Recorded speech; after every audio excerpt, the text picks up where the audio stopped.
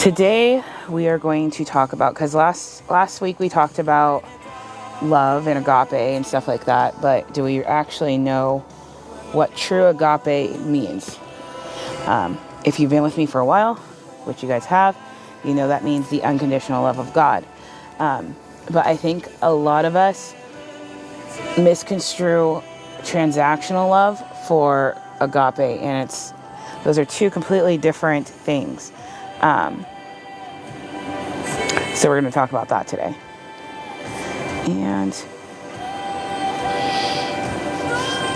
I said I was going to throw in bits and pieces of my testimony. And the reason why I decided to start doing this is so that we can you guys can better understand how I became this person.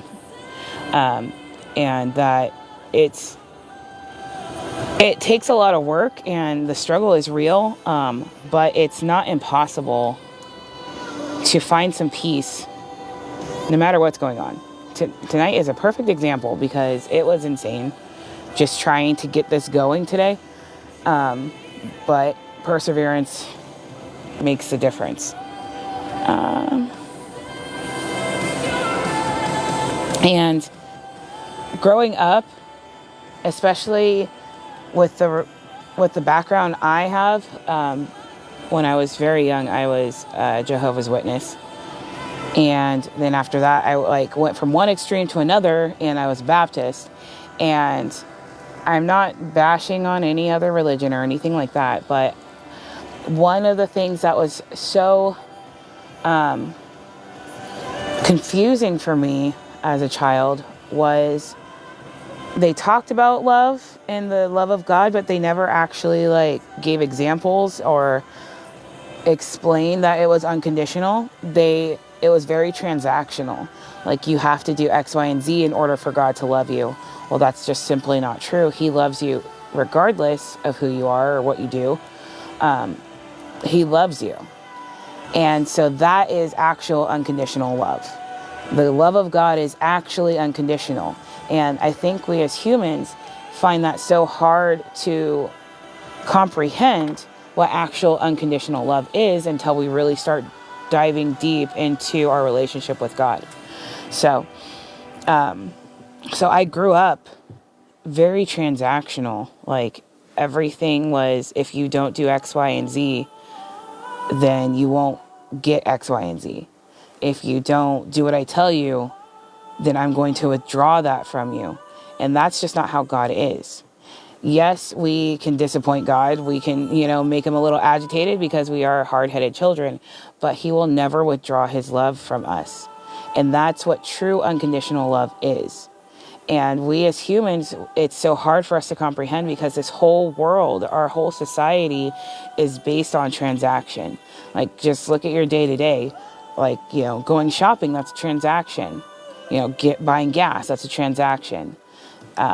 Going to work, that's a transaction. You're doing X, Y, and Z so that you can get X, Y, and Z. But God's not like that. He's going to love you. It doesn't matter, if you don't feel like doing anything. Sorry. He's going to love you if you don't feel like picking up your Bible. He's going to love you if you're not listening to worship music 24 hours a day.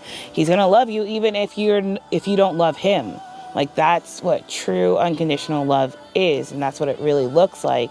And once you start really diving deep into your relationship with God, that's when you start actually learning and understanding that depth of love. And it's mind-boggling, and it can be overwhelming at times, and it can make you just cry out of nowhere or just get overwhelmed with feeling, because sometimes it just dawns on you, and we forget very quickly.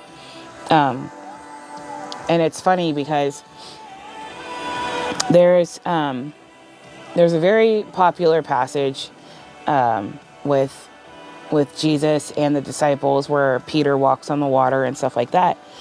And he takes his eyes off of Jesus and he starts sinking. And Jesus says, "Ye of little faith." And that is so misrepresented in a lot of different sermons. And it's not saying that Peter's faith was small. Peter had a lot of faith. He had enough faith to just step out of a boat in the middle of the sea and start walking across the water to Jesus. But his faith was short. That's what that meant. Like, he forgot so quickly. And we do the same thing. We do the same thing when it comes to the love of God. Like, we'll have moments of like epiphany where we're just like, oh my gosh, he loves me so deeply and it's so amazing. And then we forget because something happens. So that's what ye of little faith, that's what that passage actually means, is that we are so quick to forget. But it is also because we're kids. We are his children. And if you've been around kids, you know they are so quick to forget everything. Like, there's squirrels everywhere. But that's what that passage actually means. That's a freebie. But we have to remember that God's love for us is not transactional. Whether we love him or not, whether we come to the saving grace of Jesus or not, he still loves us unconditionally. He loves us with everything he is. He loves us for who we are. So, but growing up, that wasn't something that I was ever taught. What actual unconditional love is something that I've learned as an adult, which it makes it a little bit harder because you have to unlearn so many things. You have to unlearn so many different toxic things in order to free up your mind to even consider the concept of unconditional love. And it made it hard for a long time because you want to prejudge different situations because of your past, and you can't do that. Because when you prejudge, you're automatically putting somebody else's nonsense on this new person, and you're not even giving them a fighting chance to love you or to be close to you. You know, I'm not even talking about romantic love. And so many people get these things super jumbled. And I'm not talking about romantic love. I'm talking about the love of God. I'm talking about how a true parent loves their child. I'm talking about family. I'm talking about what God is, the purest form of love. It doesn't have to, like, it can be translated into like a romantic love between, like, you know, spouses or whatever, but that's not all it is. It's so much more than that. But when you bring all your nonsense from the past, all the unforgiveness that you have pent up inside, you're putting that on somebody else. And now this has become transactional. Because now you're saying, okay, well, I'll let you in as long as. As soon as you start saying as long as, you've made it transactional. And we talked about this last week, where if you ask me why I love certain people, I cannot give you an answer, because there is no answer, because I love them just because they're there. I love them because I do what I see my Father do, and he loves you unconditionally. So I love you unconditionally. And there's no transaction involved. It's going to be that way regardless of how you feel. So that's just a brief synopsis of the differences. But Webster's defines transactional as relating to the conducting of business, especially buying or selling, or relating to exchange or interaction between people, which is sad. I'll read that again. Relating to exchange or interaction between people is one of the definitions of transactional. We become so accustomed to being transactional as a society that is now one of the definitions of transactional, when that should never be the case. Everything between humans, between brothers and sisters in Christ, should be unconditional. It should never be transactional. Because as soon as you put a transaction on it, you're putting conditions on it. And as soon as you put conditions on it, you're putting unfair expectations on it. And once you do that, you will be let down 100% of the time. Because humans are humans. We are imperfect, and we make mistakes, and we will disappoint.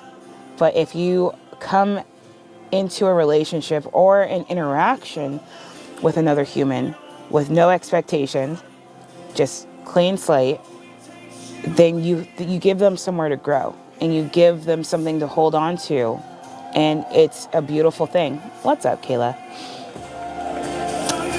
So we have to get out of that mindset that I will love you as long as, or I love you because blah, blah, blah.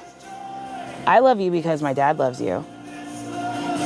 And that's the only transactional bit of love that I'm going to give you. And that's because I know my dad's never going to stop loving you. So if I say I love you because my dad loves you, it's because I know he's never going to stop loving you. Therefore, I'm never going to stop loving you. It's unconditional.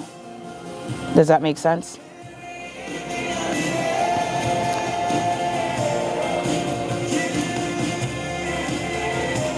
Oh, hold on.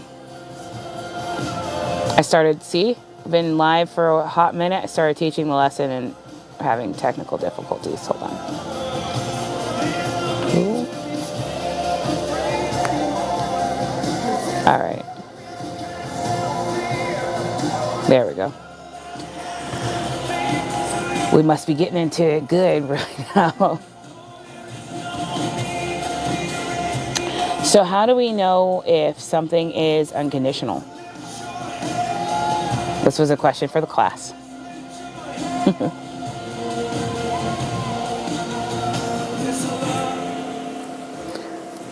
You guys give up?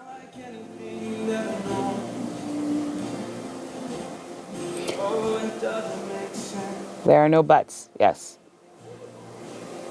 And there is no fear. There's no fear in losing it. If it's unconditional, you don't have to do anything to keep it. It's just there for you. And there is no fear in love. Yes, there is no other shoe. Exactly. If something's truly unconditional, you're not going to be afraid. You're not going to have that anxiety of losing it. And that's what you should be feeling when it comes to the love of God. It's continuous. Yes, it's everlasting. It never ends. And that almost makes me want to go into time, but we're not going to do that. We're not going to do that today. But just know that the love of God is continuous. It's everlasting. It has no beginning. It has no end, just like he does, because he is love. You see how that works? The love of God has no beginning and no end because God has no beginning and no end, and God is love.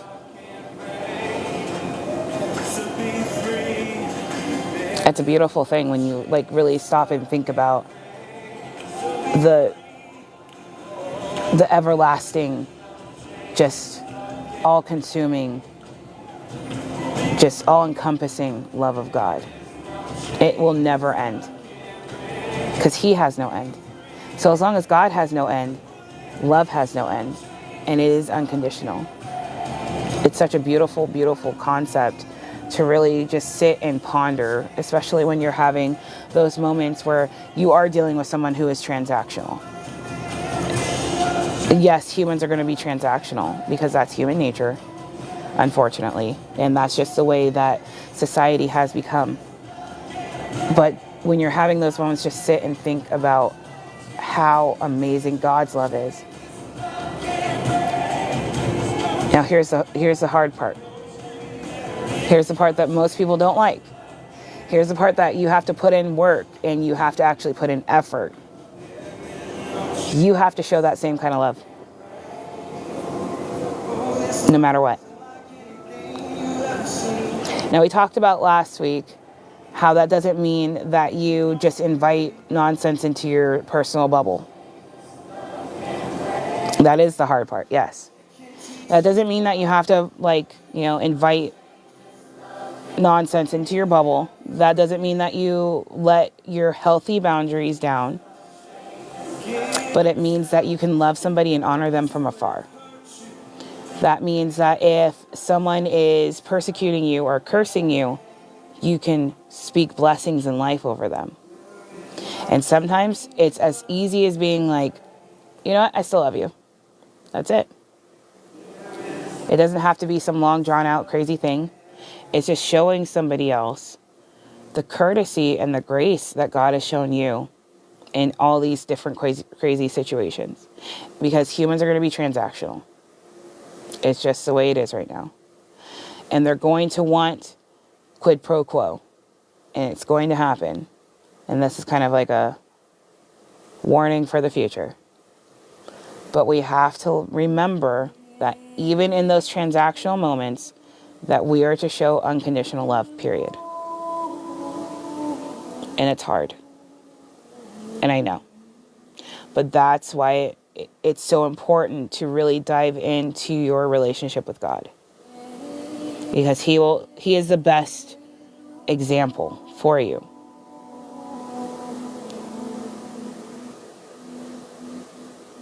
I think after the lesson, I'll give you guys a little extra. But,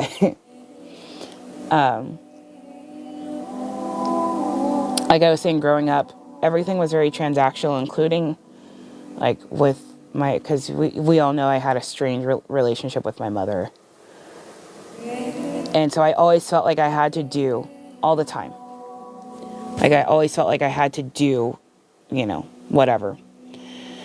Chores, or cooking, or, taking care of somebody, or I always felt like if I didn't do more, then I wasn't loved enough. And that fear was solidified many times to where it was so toxic and so unhealthy that I did have to, do the whole healthy boundaries and loving from afar. And I had to really unlearn a lot of things and do a lot of healing from it. But I can tell you this, because, we all know that my mother passed a year ago. The last actual conversation I had with her, I looked her in the eye, and I meant it. And I said, I forgive you, and I love you. And that was it. And I meant it. That's the thing. You have to mean it. You can't just say it. It's an action. You have to mean it. And I meant it. Does that mean that all the trauma was gone? No. Does that mean that all the hurt was gone? Absolutely not. But I had gotten to a point in my walk that I could just look at her and just ignore all the trauma and all the, anger and all that. And I forgive you and I love you. And that's it. But I can't have you in my space. And that's how you can honor somebody and love them regardless of who they are. And that's what God does with us. Like, we can be acting straight up fool and he's still going to look at us and say, I love you. And if you ask, I'll forgive you.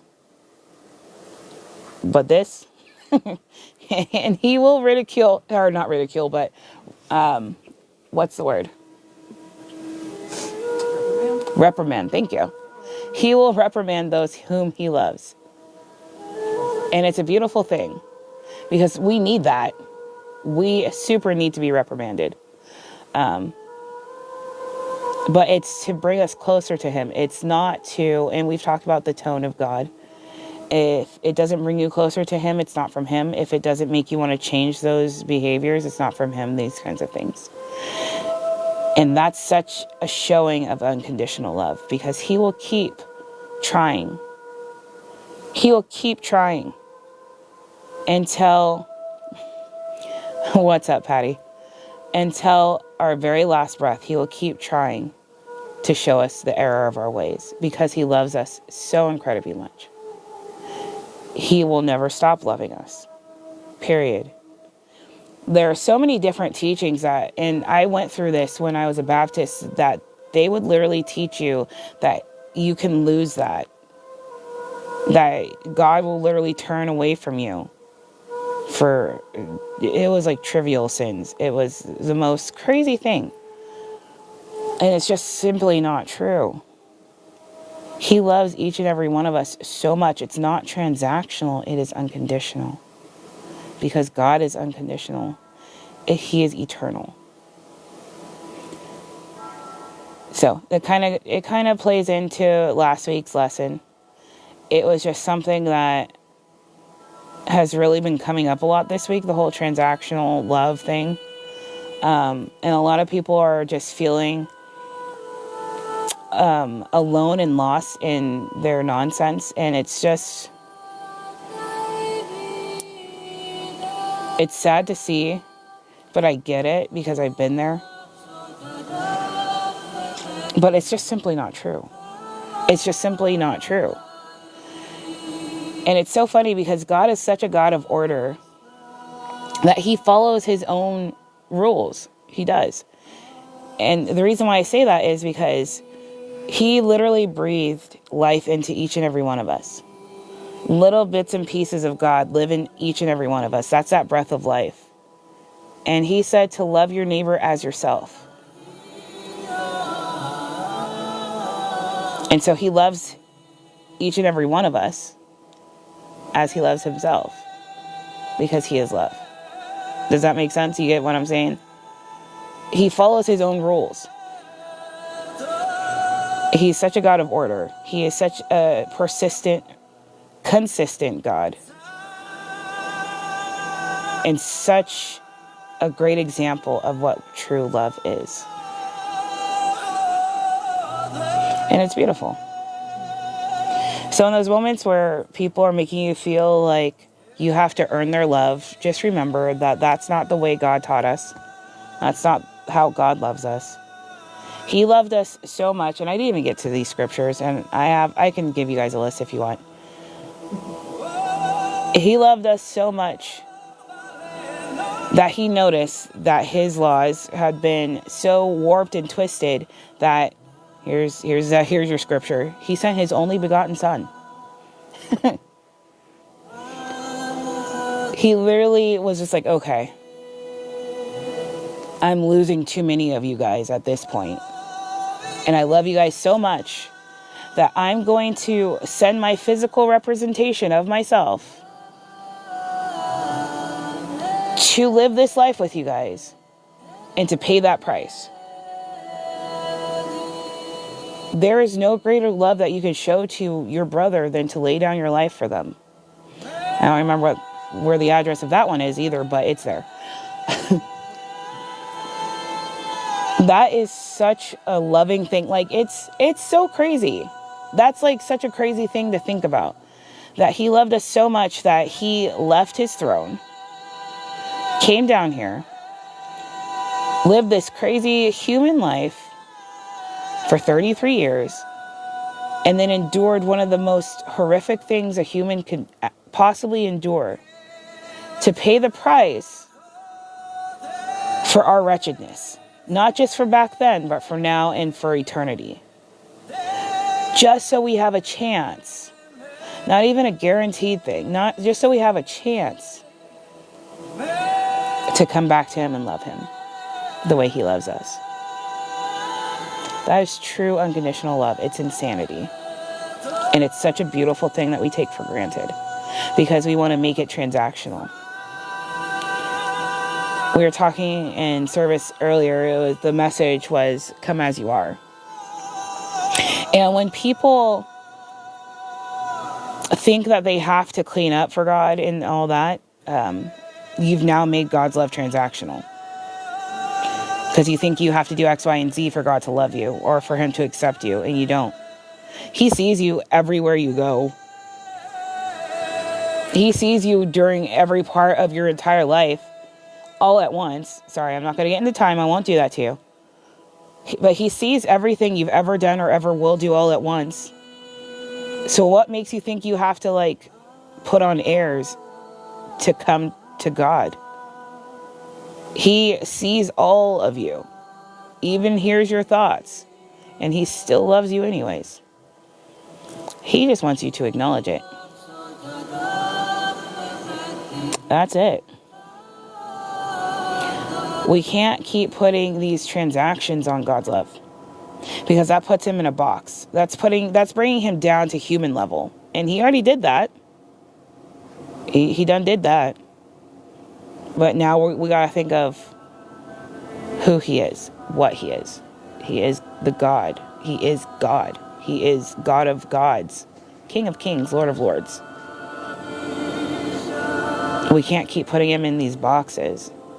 We can't keep thinking that we can lose his love. We can't keep thinking that if we're not following man's laws and we're not following the religious laws, that he's going to love us any less.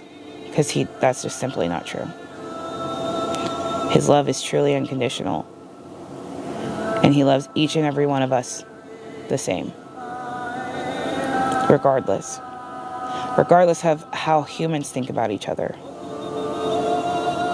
I'm kind of like trying to prepare you guys for what's coming, you know? We have to remember these things with the times that are coming. Because it's going to be so easy to forget. I'm going to swing that back around to ye of little faith. Ye of little remembrance. It's going to be so easy to forget that we are all loved unconditionally with how humans are going to treat each other.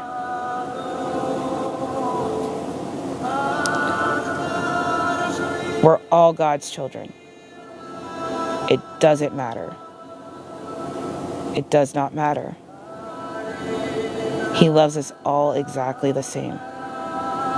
Whether we love him or not, whether we believe in Jesus or not, whether we're saved or not, that invitation is extended to everyone because he is love.